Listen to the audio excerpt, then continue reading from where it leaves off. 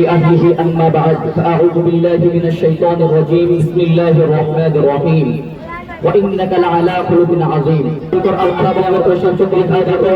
এই মাসিক সেমিনারের সম্মানিত সভাপতি সাহেব আমার সামনে উপস্থিত বাংলার বিভিন্ন স্থান থেকে আগত এলএম প্রবাসিত ভাইরা সকলের প্রতি আমার আন্তরিক সাধুবাদ ও সালাম জানাই। আজকে আমাদের এখানে যে বিষয়টা নিয়ে আলোচনার করার কথা বলা হতো সেটা হলো সিরাতুন নবী সাল্লাল্লাহু আলাইহি ওয়াসাল্লাম সম্পর্কে। নবীজি সাল্লাল্লাহু আলাইহি ওয়াসাল্লাম সম্পর্কে যদি বলা শুরু করা হয় তাহলে এক মাথা দিয়ে যদি শুরু করা হয় কোনোদিনও শেষ করা সম্ভব হবে না, কারণ অল্প কিছু হায়াতের নবী তিনি মাত্র 63 বছর জিন্দেগির ভিতরে এমন কারিশমা দেখায় গেছেন যা পৃথিবীর আর কোনো মহামানব দেখাইতে পারে নাই। একমাত্র তিনিই হলেন মহামানব, তিনি হলেন রাসূল আরবি মুহাম্মদ সাল্লাল্লাহু আলাইহি ওয়াসাল্লাম।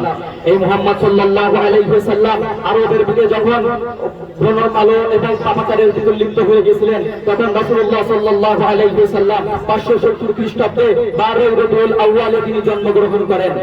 তার জন্মগ্রহণ করার পরে কাঁপতে থাকে 1000 বছরের সাথে সমাজ বেড়ে যায় এবং রাসূলুল্লাহ সাল্লাল্লাহু আলাইহি ওয়াসাল্লাম সম্পর্কে আল্লাহ পাক রব্বুল আলামিন সূরাতুল কালামের 4 নম্বর আয়াতের ভিতরে বলেন ওয়া ইন্নাকা লাআলা খুলুকিন আযীম। রাসূলুল্লাহ সাল্লাল্লাহু আলাইহি ওয়াসাল্লামের চরিত্র হলো সবথেকে উত্তম চরিত্র। এক সাহাবী আম্মা জান আয়েশা রাদিয়াল্লাহু তাআলা আনহার কাছে জিজ্ঞাসা করলেন, ইয়া আয়েশা রাদিয়াল্লাহু তাআলা আনহা, রাসূলুল্লাহ সাল্লাল্লাহু আলাইহি ওয়াসাল্লামের চরিত্র সম্পর্কে আপনি একটু বলেন। তখন বলা হলো আম্মা জান আয়েশা রাদিয়াল্লাহু তাআলা আনহা বললেন, কানা খুলুকুহু আল কুরআন। রাসূলুল্লাহ সাল্লাল্লাহু আলাইহি ওয়াসাল্লামের পুরো জিন্দেগিটাই ছিল হলো কুরআন। এই রাসূলুল্লাহ সাল্লাল্লাহু আলাইহি ওয়াসাল্লামের কুরআনি জিন্দেগি এমন বাংলাদেশের বাংলার জমিনে এমন মানুষ পাওয়া যায় যারা রাসূল সাল্লাল্লাহু আলাইহি ওয়াসাল্লামকে দুঃচরিত্র বলবে তাদের মুখ একবারও কাঁপে না। যারা রাসূলুল্লাহ সাল্লাল্লাহু আলাইহি ওয়াসাল্লামের চরিত্র নিয়ে কথা বলে, কিছুদিন কয়েক বছর পূর্বে ভারতের বুকে নূপুর শর্মা নামে একজন বেঈমান রাসূল সাল্লাল্লাহু আলাইহি ওয়াসাল্লামের চরিত্র নিয়ে কথা বলেছিল। আমরা তাদেরকে জানাই দিতে চাই রাসূলের চরিত্র হলো এক সবথেকে সুন্দর চরিত্র। এটাই হলো রাসূল আরবি সাল্লাল্লাহু আলাইহি ওয়াসাল্লামের চরিত্র।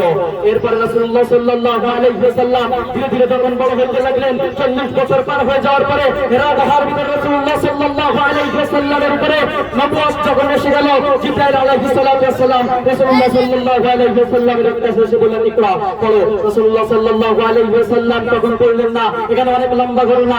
এরপরে সূরাতুল আলাকের প্রথম আয়াতের ভিতরে আল্লাহ পাক রব্বুল আলামিন বলে দিলেন, ইকরা বিসমি রাব্বিকাল্লাযী খলাক, বলো তোমার প্রভুর নামে যিনি তোমাকে সৃষ্টি করেছেন। এরপরে রাসূলুল্লাহ সাল্লাল্লাহু আলাইহি ওয়াসাল্লাম দাওয়াতি কাজ শুরু করে দিলেন। দাওয়াতি কাজ চলতেছে এমন ভাবে দাওয়াতি কাজ যখন শুরু হয়ে গেল তখন আরবের লোকেরা রাসূল সাল্লাল্লাহু আলাইহি ওয়াসাল্লামকে আর দেখতে পারে না, তখন তার সঙ্গে শত্রুতা শুরু করে দেয়। এক পর্যায়ে এমন ভাবে চলে যায় যে রাসূল সাল্লাল্লাহু আলাইহি ওয়াসাল্লামকে মৃত্যু পর্যন্ত হত্যা করার তারা পরিকল্পনা করে ফেলে।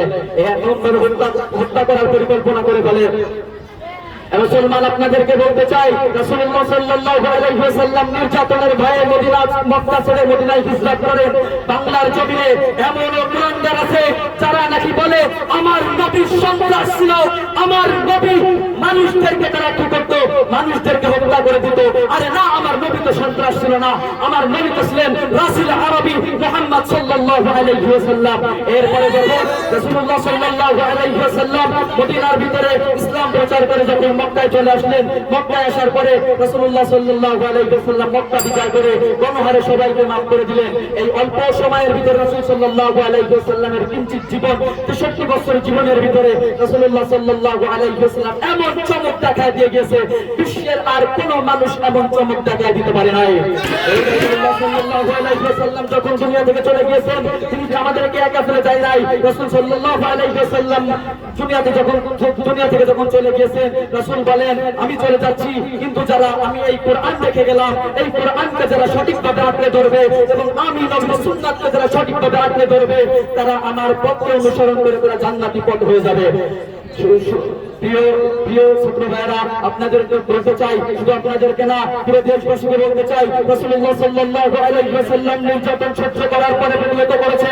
রাসূল সাল্লাল্লাহু আলাইহি ওয়াসাল্লাম আগে কখনো কোনো জুলুম করে নাই। রাসূল সাল্লাল্লাহু আলাইহি ওয়াসাল্লামের 63 বছর জিন্দেগির ভিতরে তিনি যেমন একজন ভালো মানুষ ছিলেন, তিনি তেমন একজন ভালো স্বামী ছিলেন, ভালো একজন সেনাপতি ছিলেন এবং পৃথিবীর ভিতর বিশ্বের ভিতর মহান চরিত্রের অধিকারী ছিলেন।